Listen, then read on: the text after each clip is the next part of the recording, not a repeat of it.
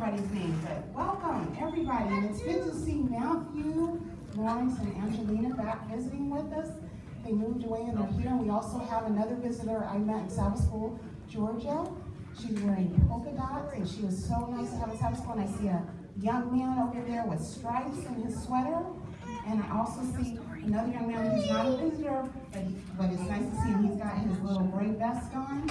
But it's good to have all of you here today. Well, today I'm going to tell you a story. It's entitled Something to Remember. Do you guys know what it means to remember something? What does that mean? What does it mean to remember something?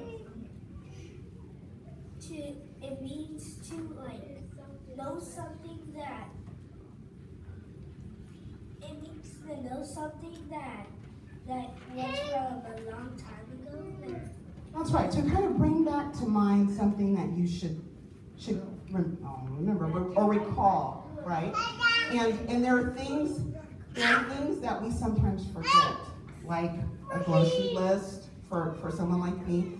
Maybe we need to remember spelling words for school, math problems, as Sydney says, someone's name. But the Bible gives us also some things we're supposed to remember. And Giovanna's going to help me by reading this. Do not neglect to do good and to share what you have, for such sacrifices are pleasing to God. Hebrews 13, verse 16. Thank you. So this is telling us to remember to do good things, right? When we do good things and share what we have, it makes God happy. Now I'm going to tell you a story about a widow, okay? A widow, that's someone who lost her husband, okay? So a widower would be a gentleman who's lost his wife, okay? So that's what this story. And this is from 1 Kings chapter 17. So I'm going to read this with you, okay? It says, "It happened after a while that the brook dried up because there was no rain in the land. Then the word of the Lord came to him, saying, 'Arise, go to Zarephath, which belongs to Sidon, and stay there. Behold, I have commanded a widow there to provide for you.'" So the Lord's talking to Elijah there, okay? So he arose and went to Zarephath, and he came to the gate of the city, and behold, a widow was gathering sticks. And he called to her and said, "Please give me a little water in a jar that I may drink." Okay? And she was going to get it, and he called to her and said, "Please bring me a piece of bread in your hand." Now, what you all don't know about this widow, she was really poor, and she didn't have a lot of food, okay? So this is a big deal. So let's listen. But she said, "As the Lord your God lives, I have no bread, only a handful of flour in the bowl, and a little oil in the jar. And behold, I'm gathering a few sticks that I may go in and prepare for me and my son, that we may eat it and die." So she's thinking, this is all we have. We're going to eat the last of what we have, and then we're going to die. Now, what do you think this was? When the Lord asked Elijah to go and ask her this, do you all think that the Lord knew she didn't have that much? You all, Sister, you nodding yes? So he asked Elijah to ask her this. Let's see what happens, okay? Then Elijah said to her, "Do not fear, go, do as I have said, but make me a little bread cake from it first, and bring it out to me, and afterward you may make one for yourself and your son. For thus says the Lord God of Israel, the bowl of flour shall not be exhausted, nor shall the jar of oil be empty, until the day that the Lord sends rain on the face of the earth." So she went and did according to the word of Elijah, and she and her household ate for many days. Wow. What would you guys call that? A miracle. That's right. And do you know the Lord still provides miracles today?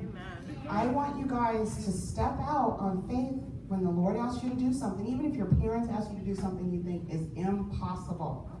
Impossible. I want you to step out of faith and do it. And remember, I tell my kids all the time, you can say a little prayer in your head. You can be like, "Please, Lord, help me to have faith in you to do this."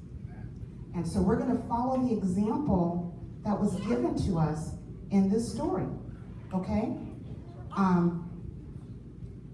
Can we remember that today? Can you guys remember that? Think of me.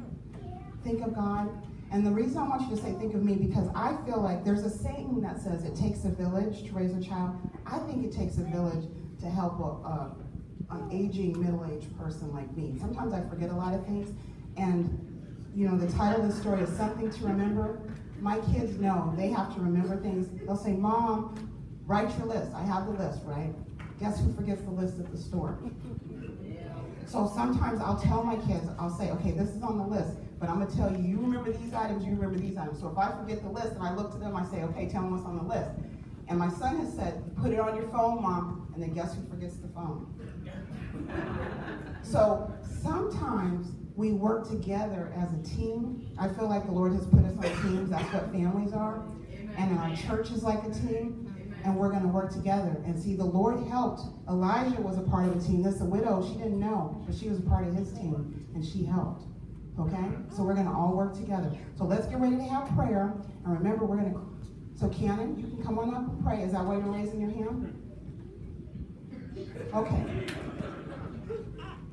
Cannon would like to help, as a team member, help us remember the rules. We're not going to eat in church, okay?